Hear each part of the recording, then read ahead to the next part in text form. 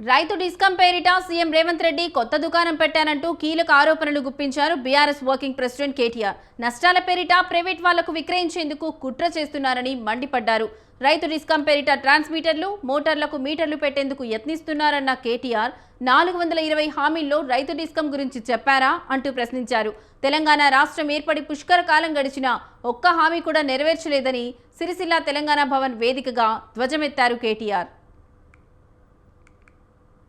వ్యవసాయం చేద్దామంటే యూరియా దొరకదు. టైం కేసీఆర్ ఉన్నప్పుడు ఒక ఫోన్ కొడితే ఆటో సమయంలో పొలం కాడికి వచ్చి మంచిగా యూరియా బస్తాలు ఇచ్చి పోయే పరిస్థితి వాస్తవం అని చెప్పేది కాదా.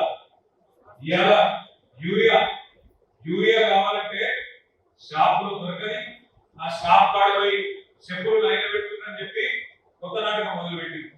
షాపులో లేదని యాప్ ఇస్తారండి. యాప్లో కొడితే మీకు యూరియా పంపుతామంటారు. ఆ షాప్ ఉంటే కదా యాప్లో ఇచ్చేది. యూరియా ఇచ్చే మొత్తం కూడా లేదు. ఇలా కేంద్ర ప్రభుత్వానికి, రాష్ట్ర ప్రభుత్వానికి కనీసం అటు నరేంద్ర మోడీ గారికి, రేవంత్ రెడ్డి గారికి రైతుల